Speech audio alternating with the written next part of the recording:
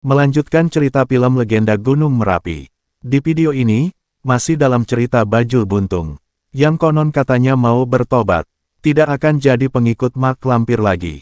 Sehingga Mak Lampir murka, lalu Mak Lampir mengejarnya akan dibunuh. Namun pada saat itu Bajul Buntung sedang bersama Panglima Kumbang. Sehingga niat Mak Lampir telah gagal membunuh Bajul Buntung. Karena pada saat itu, keburu datang Kiai Jabat dan Nyai Bidara yang menghadapi Mak Lampir yang sedang murka. Namun dalam pertarungan dengan Kiai Jabat, Mak Lampir telah tumbang kena ajian sapu jagat yang dahsyat milik Kiai Jabat. Sehingga Mak Lampir pun kabur pada saat itu. Tunggu pembalasanku, Jabat. Kau pasti akan mati di tanganku, Bidara. Ternyata, Mak Lampir kabur ke tempat Ki Dukun Bongkok, guna mencari tempat pemujaan, untuk menambah kesaktian lagi. Guru.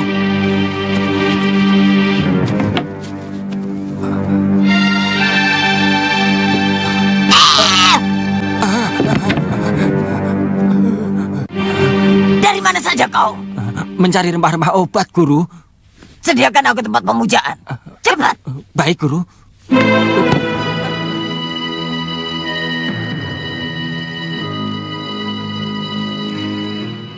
Selanjutnya, mari kita menuju Ki Demang Mangun, yang pada saat itu sedang mendapat tugas dari Kanjeng Tumenggung Darmo Sugondo untuk mencari Sembara, murid Kiai Jabat, dan kebetulan pada saat itu Sembara sedang berada di rumah makan. Karena waktu sudah sore, perut Basir sudah keroncongan, katanya, kebetulan di desa itu dekat rumah makan yang masakannya sangat enak. Lalu Ki Demang Mangun menghampiri Sembara di rumah makan itu. Ada apa kira-kira ya? Sehingga Tumenggung Darmo Sugondo membutuhkan Sembara. Untuk lebih jelasnya, mari kita simak cerita ini. Bapak sih, kalau mau duduk saja, nggak usah minta izin. Jadi keselak nih. Oh, maaf. Maaf. Sir, jangan begitu. Sopanlah sedikit. Maafkan teman saya, Pak.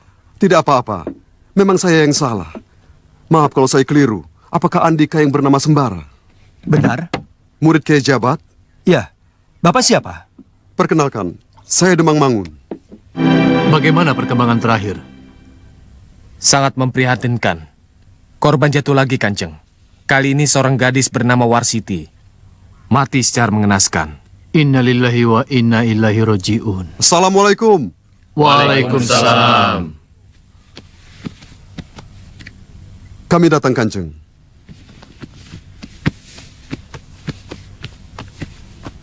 Sembara, perkenalkan. Ini Kanjeng Tumenggung Darmo Sugondo. Dan kami semua abdi dalamnya. Manusia harimau? Benar, dia sudah menelan korban banyak. Yang terakhir seorang gadis yang bernama... Siapa tadi? Warsiti, Kanjeng. Iya, Warsiti. Ada yang pernah melihat seorang lelaki berkepala harimau. Sudah kukerahkan semua prajurit dan rakyat untuk menangkapnya. Tapi tidak ada yang berhasil. Benar-benar menghilang. Tapi anehnya, di saat yang tak terduga, dia muncul membawa petaka. Usaha apa saja yang sudah Kanjeng lakukan, selain mengerahkan rakyat dan prajurit? Menghubungi orang-orang pandai. Yang terakhir kali kami hubungi ialah Kiai Jabat. Apa mungkin dia Mardian, Bara? Bisa jadi. Tapi itu kan baru kira-kira. Pasti, Bara. Ternyata, Tumenggung Darmo Sugondo sedang membutuhkan bantuan Sembara. Sabab di desa tersebut sedang mengalami musibah yang tidak wajar. Dengan kemunculannya manusia berkepala harimau. Namun lain cerita dengan Basir. Di sini Tumenggung Darmo Sugondo sedang pusing memikirkan masalah itu, malah Basir memikirkan perut. Siapa Mardian itu, Kisanak? Kiai Jabat tidak menyebut namaku? Maaf, tidak. Siapa nama Kisanak? Basir. Lengkapnya Raden Mas Subasir, kondang dukun segala.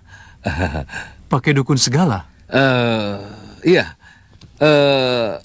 Itu nama warisan turun-temurun yang menjadi dukun segala macam penyakit. Sembara, kau hadapilah Mardian. Jika kau ada kesulitan, tanya padaku, ya? Baik. Bagus. Tolonglah Kisanak. Tolonglah rakyat kami. Bisa diatur. Jangan khawatir, Kanjeng. Nanti kami akan atasi. Tapi jangan lupa Kanjeng. Karena kami keluar tenaga banyak, makanan kami pun harus banyak dan enak. Untuk itu jangan khawatir Kisanak. Apa yang Kisanak inginkan, katakan saja. Kami akan sediakan. Benar saja, tidak heran lagi. Ujung-ujungnya Basir yang dibahas makanan. Namun Tumenggung Darmo Sugondo tetap bersedia menyiapkan makanan. Atas permintaan dukun lepus itu. Sekarang apa yang harus kami siapkan, Kisanak? Satu rombongan pendekar dan orang-orang pilihan yang akan saya bawa memeriksa wilayah kekuasaan Kanjeng Tumenggung. Siapkan Ki Demang. Sendiko Kanjeng. Petinggi Temenggungan aku sebar untuk mencari Andika. Tapi tidak ada yang berhasil. Karena tidak sabar, akhirnya aku sendiri yang berangkat.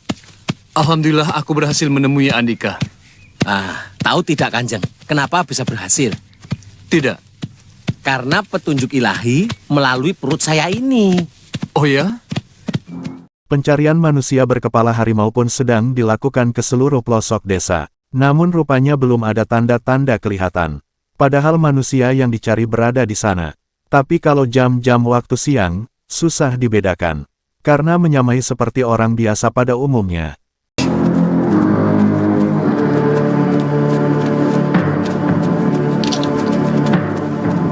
Sembara. Jika dia ada di sini, aku pasti akan banyak menemui masalah. Hah, kurang ajar. Dimanapun aku berada, dia selalu mengikuti. Paman sedang apa? Sedang membuat ramuan obat.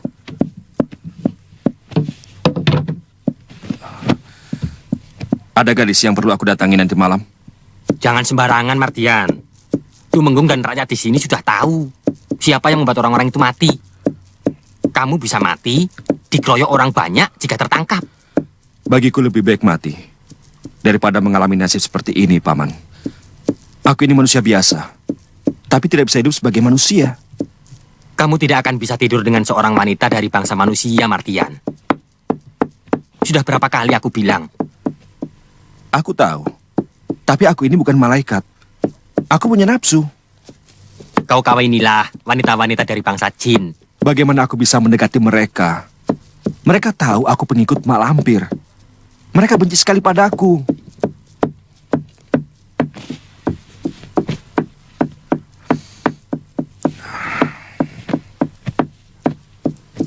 Jangan. Kenapa? Kau ingin mati?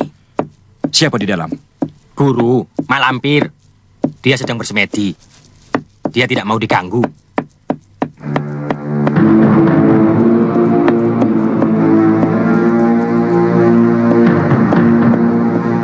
Kebetulan, aku akan meminta nasihat mak lampir. Bagaimana aku bisa kawin dengan betina siluman harimau? Keesokan harinya, Mardian nekat menemui mak lampir yang sedang bersemedi. Namun mak lampir rupanya dalam keadaan belum sehat. Karena kehilangan tenaga dan ilmu. Terkena sabetan cambuk sakti sembara 3 hari lalu. Aku perlu bantuanmu. Dengan senang hati, Mak. Tapi, Mak juga harus menolongku. Tunjukkan apa yang harus kulakukan agar aku dapat mengawini siluman betina harimau. Gampang. Nanti aku kasih tahu setelah kau menolongku. Katakanlah, Mak. Kekuatan ajianku telah hilang oleh cemeti amal Rasuli Sembara. Mak lampir pun mengatakan, mereka bisa pulih kembali bila sudah dapat tumbal sesaji perjaka Pancawala atau gadis ontang-anting. Mak lampir pun menyuruh Ki Bongkok dan Mardian mencari perjaka Pancawala dan gadis ontang-anting. Maaf, Guru. Di sini gadis ontang-anting sulit dicari. Apakah bisa diganti dengan yang mudah kami cari? Baik, carikan aku perjaka Pancawala. Tapi tambah 1 gadis ontang-anting. Cepat keluar, kerjakan. Baik, Guru. Baik, Guru.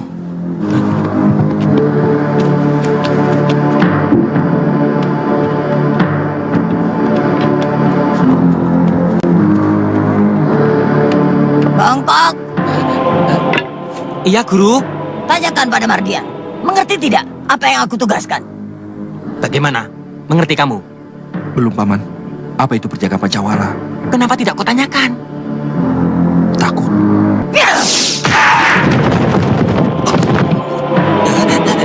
Sudah, Guru. Sudah, jangan diteruskan. Biar nanti saya yang jelaskan.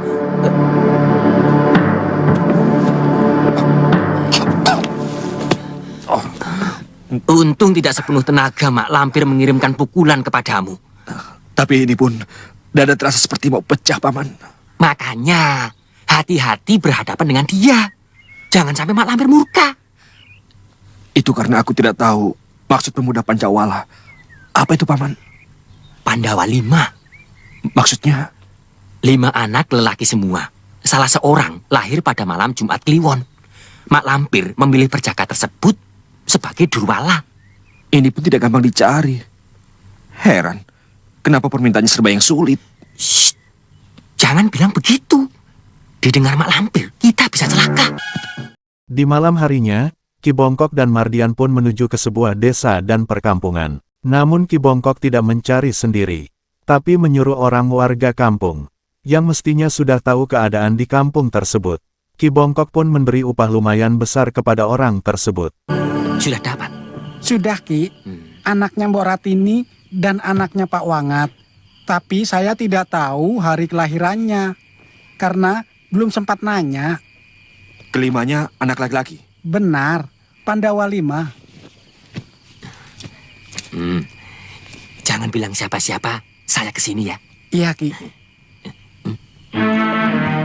Kiranya sampai di sini dulu alur cerita film Legenda Gunung Merapi untuk episode kali ini. Mari kita nantikan di episode selanjutnya. Terima kasih.